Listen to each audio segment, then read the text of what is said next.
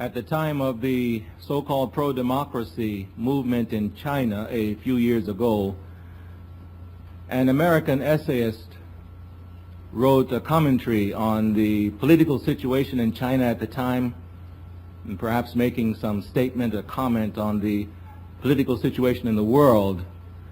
And actually, if we take a closer look at it, we might even see some expressions that apply to the political situation in the earth for thousands of years in connection with rulership by man.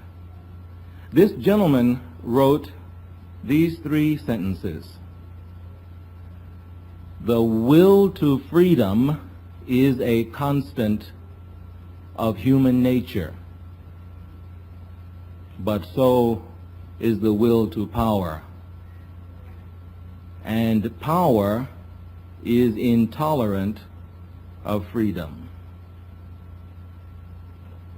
Now, when you think about it, as Bible students, we can agree with the statement, to a large degree, with these statements with regard to humankind, human rulership, with regard to political affairs in the earth down through the annals of time, and basically from the time of human existence in the earth. The expression, the will to freedom is a constant of human nature, is to a large degree acceptable to us, because we know that mankind was created with a certain desire or yearning for freedom, to have a certain amount of latitude with regard to basic decisions in life. And that is why even our young children yearn for a certain amount of freedom as they are growing up. It may be the freedom to choose a particular drink at a meal, or it may be the freedom to choose a particular shirt to wear, or a particular dress to wear to a meeting or to school, or whatever the case may be. And as they grow up, of course, they want more and more freedom to make decisions. And for parents, it's always a challenge to know how much freedom to give their children as they are developing. Well, that's just a mirror of the fact that basically as human creatures, we don't want to be told where to live, for example, or what kind of work to pursue, and basic things like that. We like to make those decisions ourselves. And this is an expression of the fact that God created man as a free moral agent with the right to make certain decisions. However, we know that Jehovah God did not give man absolute freedom so that man would be independent of God and try to live or try to conduct his affairs without reference to God himself. But anyway, the point that we're commenting on here is that the will to freedom is a constant of human nature. And that's what the gentleman said. He wrote, but so is the will to power. And we can agree with that statement too, to a certain extent, especially since the days of Nimrod. Has it been apparent that there is a yearning for power on the part of humankind to rule over and to dictate and to determine and to tell people what to do? People aspire to human rulership. In some parts of the world, it may be so that they can acquire wealth. In many parts of the world, especially the Western world, it's the power and the trappings of power that go with it. I remember, for example, when Henry Kissinger was Secretary of State, and he did a tour of Africa, and he came to Kenya, and he had a meeting with the then president of Kenya at a place called Nakuru, about 100 miles west of Nairobi, northwest of Nairobi. But the man came with his limousine. He was in one plane, the limousine was in another plane. It's not a question of money now, it's what goes with the position. And so people want power, the trappings of power, everything that goes with it. For many people, that's the pinnacle. That's what they aspire to. And so it has been a constant of human nature. But now the essayist recognized that there's a problem here. Humans yearn to be free, and others want the power to tell you what to do. And the two do not harmonize. And so that's why he concluded with the statement that power is intolerant of freedom. And so when great men are in power and they have absolute authority, we end up with what are termed repressive regimes, because people don't want to be dictated to. And yet those with absolute power feel that that's the kind of control they need on someone or on the populace in order to retain that power. And it also feeds their egos that everybody's doing what they tell them to do. And so obviously there's a clash, or there will be clashes somewhere along the way, because the yearning of the people to be free leads to popular uprisings, French Revolution and things of that nature. And then along comes, after the people have had an opportunity to taste freedom a little bit, and things sort of get out of hand, go wild, so to speak, and then some autocratic power comes along again and says, that's too much, put the people down, or oppress the people, tell them what to do, this is too much. And then there you go again, people are oppressed and subjugated. And then after a while, the yearning to be free, and people rise up and they throw off, and that's human history. Shedding one ruler, somebody else coming. And so really, perhaps the gentleman's statement can apply to human history and human rulership, especially down through the annals of time. And while not being political revolutionaries or anarchists, many people see that most governments or forms of human rulership are grossly lacking.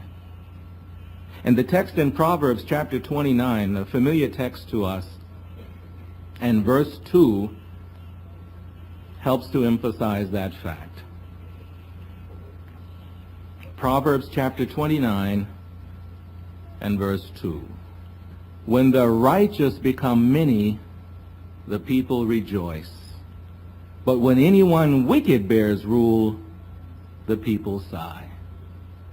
And so here's a measuring stick. Here's a barometer of rulership. When anyone wicked bears rule, it says the people sigh. And so just look at human history. And what form of human rulership has satisfied all of its citizens?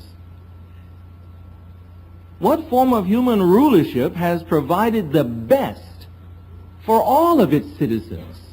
Not a minority, not even a huge working class or middle class, but for everyone. Which form of human rulership has done that? And so because the people, because humans themselves, by the way they respond and interact with rulership, tell us by their actions, by their conduct, by their despondency that, no, this could be better. In some parts of the world, especially in the Western world, people are prone to say now, well, it's the best that we can get. It's not perfect, but it's the best that we can get. And so they content themselves with that thought that some people are sighing, some people are having problems, but at least in my own little area, I don't. And so this is the best that we can get, and let's be satisfied with that. It's not going to get any better. Well, in seeing a situation like that, people become cynical, and they become apathetic, and they become frustrated with human rule. But don't suggest to them God's rule, and they think something is wrong with you. Rulership by God. Well, if there is a God, then why hasn't he done something? What's he waiting for? It reminds me of an old gentleman I met once in Liberia many years ago when we had the privilege to serve there. And he was talking about the system of things and the problems and the difficulties and the violence, etc. And he compared it with the days of Noah. And he said, you know, back in Noah's time, God was a young man. And you know, young men, they don't tolerate much nonsense. And so when the world became so wicked and was so full of violence, God wouldn't stand for it. And as a young fellow, he stood up and he destroyed the world. But that was so many thousands of years ago. Now God is like an old man. And he sits down easy. And he doesn't have that vigor and that strength. And so he tolerates all of this nonsense that's going on before him. Well, many people do look at it that way. That even if there is a God, powerless, can't do anything about the situation. And so no solution there for us. We have to look elsewhere. But as Christians, we do advocate rule by God. We do call attention and point people in that direction. That rulership by God is what will make the people rejoice. Because it will be a righteous rulership. But when? When will that rulership hold sway over the earth? In the Bible book of Revelation in chapter 11, verses 15 and 17, the writer calls attention to God's rulership in these words. Revelation chapter 11 and verse 15. And the seventh angel blew his trumpet, and loud voices occurred in heaven, saying, the kingdom of the world did become the kingdom of our Lord and of his Christ, and he will rule as king forever and ever. Verse 17, we thank you, Jehovah God, the Almighty, the one who is and who was, because you have taken your great power and begun ruling as king. So the Bible does refer to a time when God would rule. And notice in verse 15 that we're talking basically here about ruling the world. We're talking about the earth. We're talking about human society, the human framework or system of things. That there would be a time when Jehovah God would take some special rule with regard to the earth. Again, we'd like to point out, as we did this morning in this discussion, that we're not talking about universal sovereignty here when we speak of God ruling, because as the verses indicate, it appears as if there was a time when Jehovah God did not have a special rule with regard to the earth, and so that the time had to come when he would take up that rulership. So obviously we're not talking about universal sovereignty, because there is no time in history when Jehovah has relinquished control of the universe. Otherwise, obviously, we wouldn't be here, because someone has to keep all the systems going. So Jehovah does have that control. And in our discussion here in Revelation 11 verse 15, and in our discussion this afternoon, we're dealing not with universal sovereignty, but with rulership of the earth and humans, human affairs, human society. That the Bible calls attention to a time when Jehovah God would become king and rule over the earth in some special way.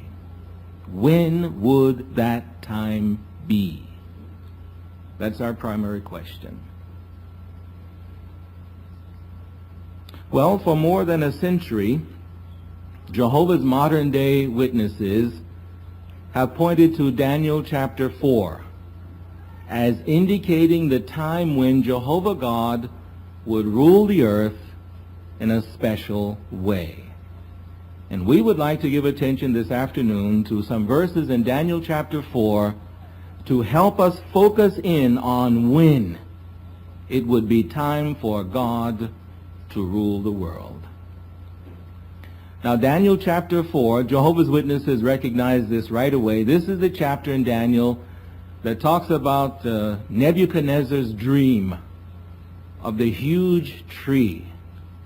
And it's also the chapter that says Nebuchadnezzar lost his sanity and he was like a beast out in the field and so forth. These thoughts readily come to mind because primarily that's how we understand the chapter, that these are the events outlined in Daniel chapter 4, and that's how we remember the chapter. Well, we'd like to place some emphasis on other aspects of the matter, and we hope these will come to the fore in our discussion this afternoon. Daniel chapter 4, if you have it open there now, let's look at the opening 3 verses and see what we glean from there. Daniel chapter 4 and verse 1, Nebuchadnezzar the king, to all the peoples, national groups and languages that are dwelling in all the earth, may your peace grow great. The signs and wonders that the Most High God has performed with me, it has seemed good to me to declare. How grand his signs are and how mighty his wonders are. His kingdom is a kingdom to time indefinite, and his rulership is for generation after generation. Now, some basic points from these 3 verses. Number 1, the writer identifies himself in verse 1, Nebuchadnezzar. Nebuchadnezzar writing to the citizens and subjects of the Babylonian power, empire, dynasty, or whatever. About what? What is the subject matter of this letter?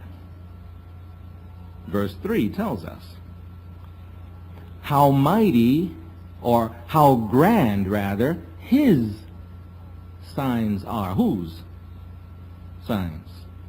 Verse 2. The signs and wonders that the Most High God, yes. So verse 3 again, how grand his signs, God's signs. How mighty his wonders, God's wonders.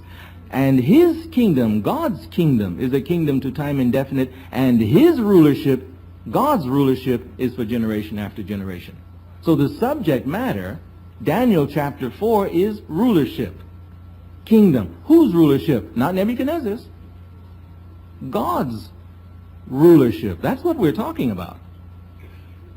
And as if to emphasize the point, the theme is repeated in several other verses in Daniel chapter 4. For example, verse 17. Down in the middle of verse 17, it says that people living may know that the Most High is ruler in the kingdom of mankind, and that to the one whom he wants to, he gives it, and he sets up over it even the lowliest one of mankind. God's rulership, that's what we're dealing with. Verse 32, down toward the bottom of verse 32. Until you know that the Most High is ruler in the kingdom of mankind, and that to the one whom he wants to, he gives it. Verse 34 in the middle. And the one living to time indefinite I praised and glorified, because his rulership is a rulership to time indefinite, and his kingdom is for generation after generation. Subject matter, Daniel chapter 4, rulership by God. God's kingdom. Not about Nebuchadnezzar losing his sanity. Maybe our children will remember that from the My Book of Bible Stories. But we have to go beyond that. And doesn't it make sense? If this whole chapter is in the Bible simply to tell us about a pagan king who lost his sanity, then we say, so what? What do we care that Nebuchadnezzar lost his sanity? We can read it in the history books maybe. And it will be no great earth-shaking, shattering matter if we never find out that Nebuchadnezzar lost his sanity. So what? But it's in the Bible. And there has to be a reason for it. Many, many things happen in the history of God's people. And not every event is recorded in the Bible. Jehovah selected and authored the sections, the passages, the information that he wants us to have. So if this material is in there, there must be a lesson behind it, more so than to tell us Nebuchadnezzar went crazy. So what's the point? The whole thing is about rulership. The whole thing is about kingdom, God's kingdom, not about Nebuchadnezzar's sanity. So if we read, and when we read about Nebuchadnezzar's problem with sanity, we have to stop and think, how does that relate to the subject? And what's the subject? God's rulership, God's kingdom. Interesting that verse 2 tells us this about Nebuchadnezzar.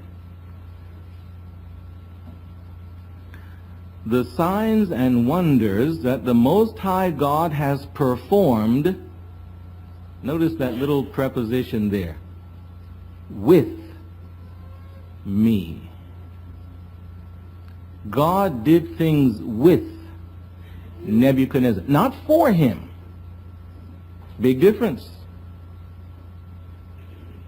As a king, Nebuchadnezzar would be accustomed to people doing things for him. People would perform for the king. The acrobats would come, the musicians, the singers, the dancers, and they would perform before or for the king and the royal family or all the invited guests, etc. So Nebuchadnezzar would be accustomed to having that done for him. But we don't read that Jehovah God did things for Nebuchadnezzar. The verse says Jehovah God did things with Nebuchadnezzar. Jehovah performed signs with Nebuchadnezzar. What's the point? It would appear that Jehovah used Nebuchadnezzar as a character in a drama, one of the puppets on the stage, so to speak. And that Nebuchadnezzar acted out things that would reinforce information pertaining to the dream of this tree and teach us something about God's rulership. So now we have Nebuchadnezzar in the right place. He's not the featured character in all of this. The whole thing is not about him. He's just one of the actors on the stage. He may have a leading role, but he's an actor on the stage here. And as we read the rest of Daniel chapter 4, then we want to keep that in mind. So the point we're stressing in the first 3 verses here of Daniel chapter 4 is the subject matter. God's rulership, God's kingdom. We have to keep that in mind as we develop what happened in Daniel chapter 4. So now let's give our attention to the dream that Nebuchadnezzar had. You know it was about a giant tree. And so verse 10 of Daniel chapter 4 tells us this. Now the visions of my head upon my bed I happened to be beholding, and look, a tree in the midst of the earth, the height of which was immense. So this is the focal point of Nebuchadnezzar's dream. There was this huge tree. And did you notice the location of the tree? The tree is in the earth. So it would appear that whatever the tree represents has something to do with the earth. Well, that makes sense too, because we're talking about rulership. And we're primarily talking about rulership for the earth. So it would appear that the tree has something to do with God's rulership for the earth. That's where the tree is located. Verse 11. The tree grew up and became strong, and its very height finally reached the heavens, and it was visible to the extremity of the whole earth. So the tree evidently had a start. It says it grew up and became strong and powerful and reached to the heavens. God's presence? Evidently not. because it says, the same verse 11, that the tree was visible to the extremity of the whole earth. So the tree had no point to prove by going to heaven. Apparently the tree grew up to have some commanding position over the earth. That's why it was visible to the earth. And that makes sense to us as Bible students, because we understand that the Bible uses the expression heavens to represent rulership, human rulership. Humans ruling over other humans, often compared with the heavens. That human rulers are in like a heaven-high position over the subjects and citizens of their kingdom or of their domain.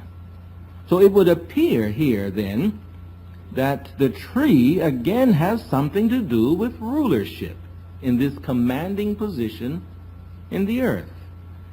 And verse 12 seems to reinforce that idea when it says,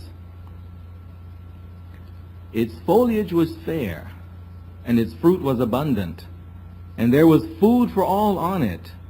Under it the beasts of the field would seek shade, and on its boughs the birds of the heavens would dwell, and from it all flesh would feed itself.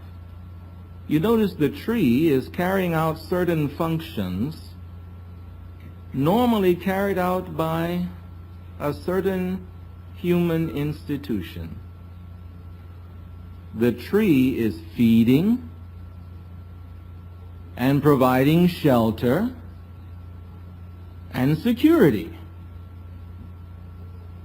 Functions normally assumed by rulership and by government. So it would appear that that's what the tree is doing. So it appears to have something again to do with rulership. And that makes sense because the whole thing has to do with rulership. So it would appear the tree has something to do with God's rulership in the earth. Now more about the tree, starting in verse 13. I continued beholding in the visions of my head upon my bed, and look, a watcher, even a holy one, coming down from the heavens themselves. Notice the contrast. Heavens themselves, as compared with verse 11, where it says the tree reached the heavens. So now it would appear that this holy one, this angel, comes from the heavens themselves, from God's very presence, on a mission with regard to the tree. And what is the mission? Verse 14. He was calling out loudly, and this is what he was saying. Chop the tree down and cut off its boughs. Shake off its foliage and scatter its fruitage. Let the beast flee from under it and the birds from its boughs. However, leave its rootstock itself in the earth, even with the banding of iron and of copper among the grass of the field. And with the dew of the heavens let it be wet, and with the beast let its portion be among the vegetation of the earth. Let its heart be changed from that of mankind, and let the heart of a beast be given to it, and let 7 times pass over it. Interesting in verse 16. To help us appreciate that the tree is figurative, it says that the tree has a heart, and a heart like that of mankind. So we're not talking about any ordinary tree here. This tree obviously represents something.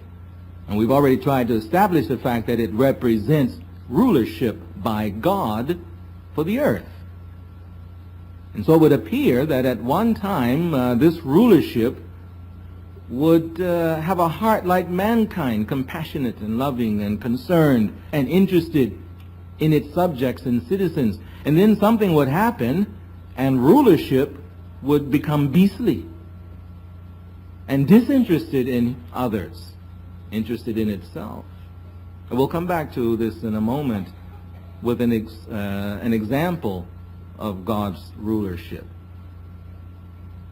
But we left the tree being cut down in verse 14. So The angel came, the command was to cut the tree down. Not uproot it. Cut it down. And to put a banding of iron and copper around its rootstock so as to prevent growth.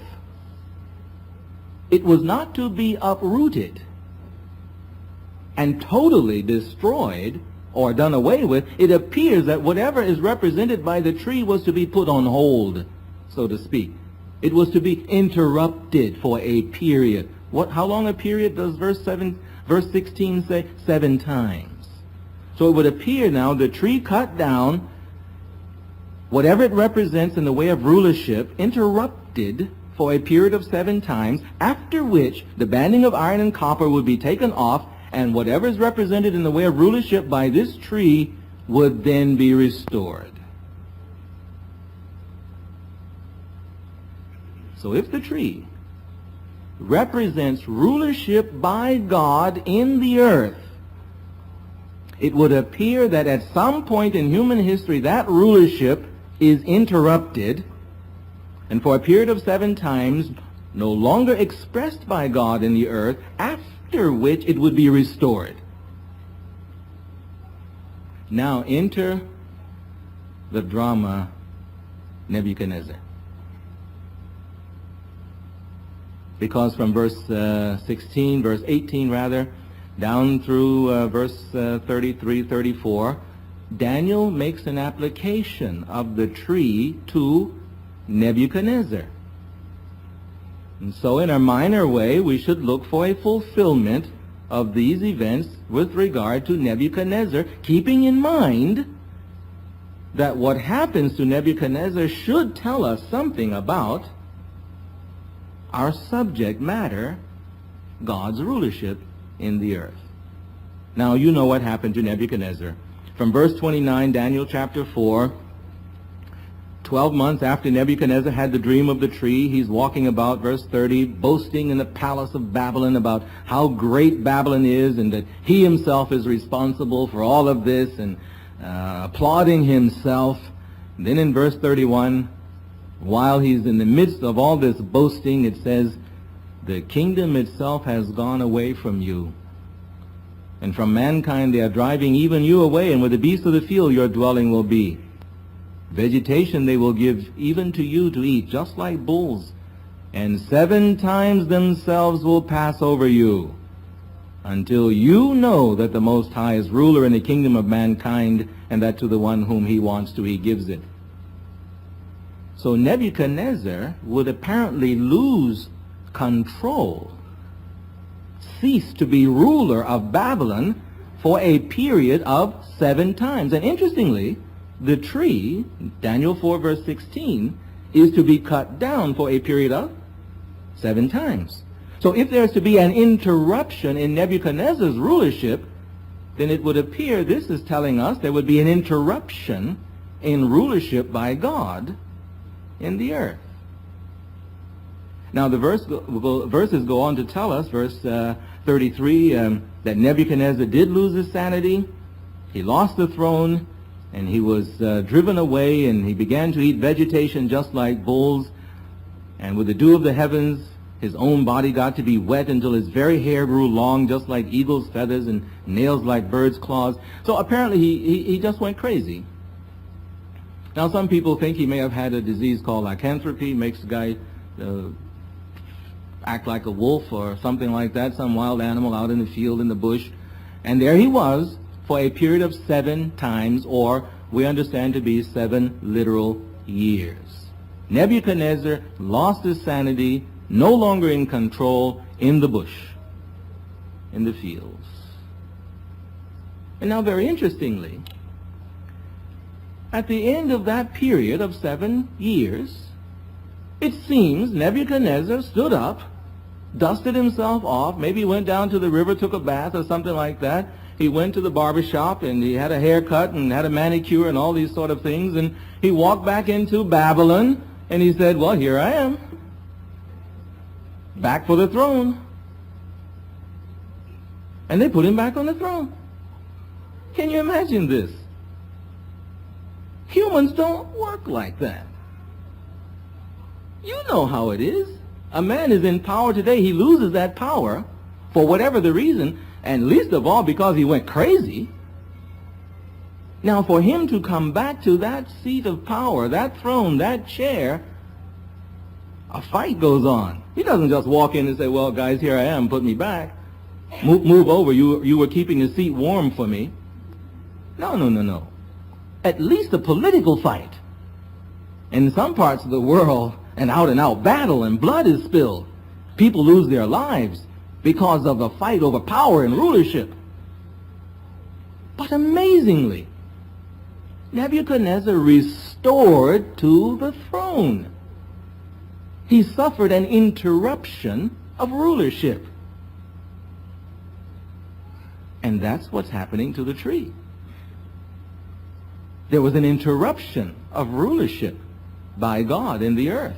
That's what the tree represents. And so what happened to Nebuchadnezzar, the signs that Jehovah God performed with Nebuchadnezzar reinforces that conclusion and helps us to appreciate that at the end of the 7 times period, God's rulership would be restored in the earth. And that's his part. And so apparently it did happen, as we've already discussed, and that was Nebuchadnezzar's situation.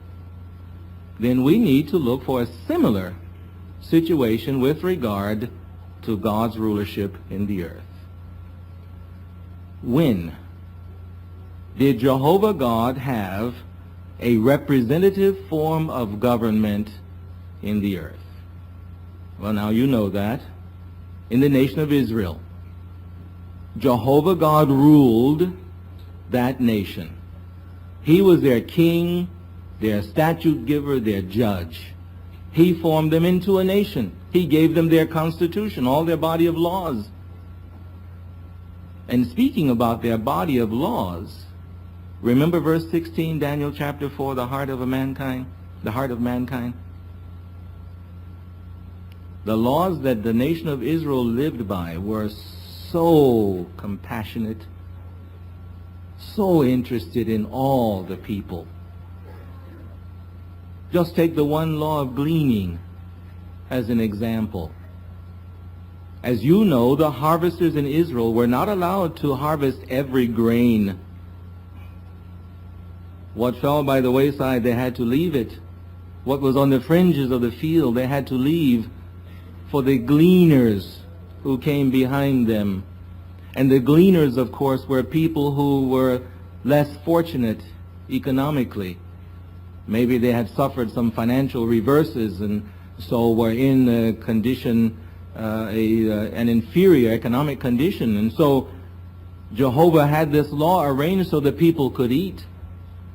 They would have food. They would be able to support the family. And yet they had to work for it, because gleaning was hard work. It's not that the people gave it to them. The harvesters didn't come along and say, hey, well, here's your basket today, and here's your basket tomorrow. No, they had to go and collect and pick up these grains and ears and etc., heads of grain. And that was work. And so while this working would then give them a sense of self-worth and dignity. So while there was no abject poverty in the nation, neither was there a welfare system where people just sat back and received checks. How beautiful that was. That was God's law for Israel. Look at the concern. You read through the Hebrew scriptures and you see the scriptures breathe with concern for the orphans and for the widows, the fatherless boys and girls, etc. Concern for the whole nation.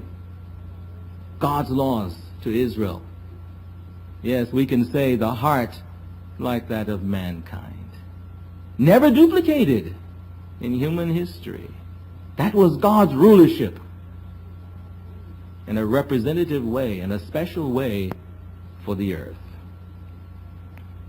But now, as we have read in verses 14 and 15, that tree representing God's rulership as expressed in the nation of Israel, where the kings are said to have sat on Jehovah's throne, was cut down, interrupted by the Babylonians under Nebuchadnezzar in 607 BCE. Banding of iron and copper put around it, telling us that rulership by God would cease for a time period of the prophetic 7 times, after which there would again be rulership by God for the earth in a special way. So when was that? How long were the prophetic 7 times? Well, you and I know, Jehovah's Witnesses know, 2,520 years. We don't have time this afternoon to do all the calculations on it, but as you know, we have a whole chapter in our book, You Can Live Forever in Paradise on Earth, that helps to establish the calculations. So suffice it to say this afternoon, 2,520 years.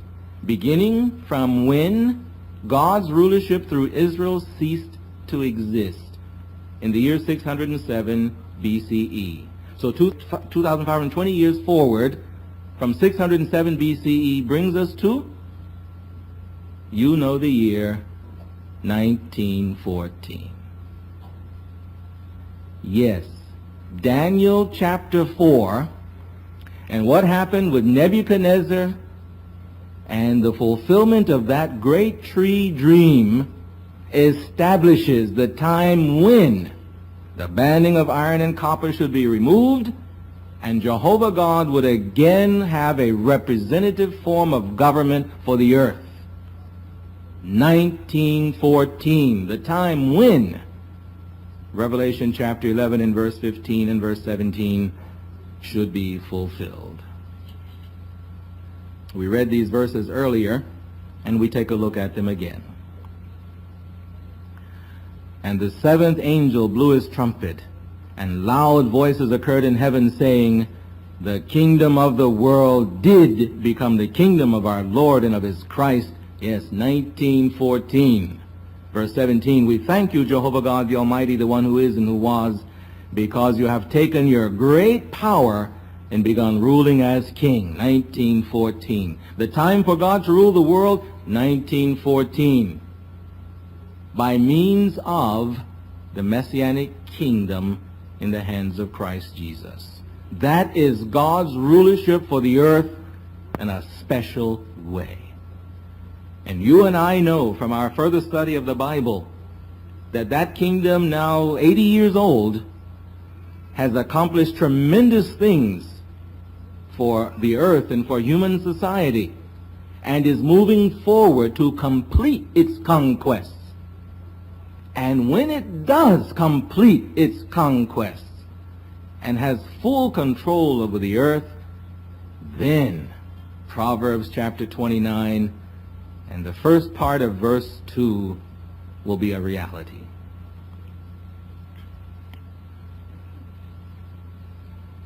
Proverbs 29 and verse 2, when the righteous become many, the people rejoice.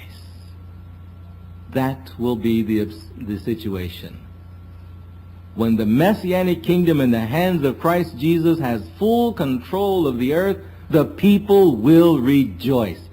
Not just the upper 1%, or not just a great middle class. Everybody will rejoice. And not because of material wealth or some perceived social standing in a community, but because righteous government will exist. And it will be a righteous government forever. Verse 14, Proverbs chapter 29 says, where a king is judging the lowly ones in trueness, his throne will be firmly established for all time. And so gone forever will be the up and down movement of human rulership, where the people yearn for freedom and they rise up and they throw off some dictator and they enjoy a modicum of freedom for a little period of time, only to be oppressed later on, and some new dictator, some new autocratic form of rulership comes, and then they go through the whole process over again. And so it's up and down, it's back and gone forever. Because the Messianic kingdom of Christ Jesus will be in power for all time. for the benefit of humans. What a future to look forward to. And how happy we are that we know these things and that we can use Daniel chapter 4 to help establish when it is time for God to rule. We can look forward to that because the kingdom is already established. It is already working. It is already functioning. And so now it remains only to complete its conquest. So yes, we are happy Jehovah has taken his great power and begun ruling as king, because the rulership of righteousness for the whole earth is ever so near, and we do want to be recipients and be blessed by that righteous kingdom rule.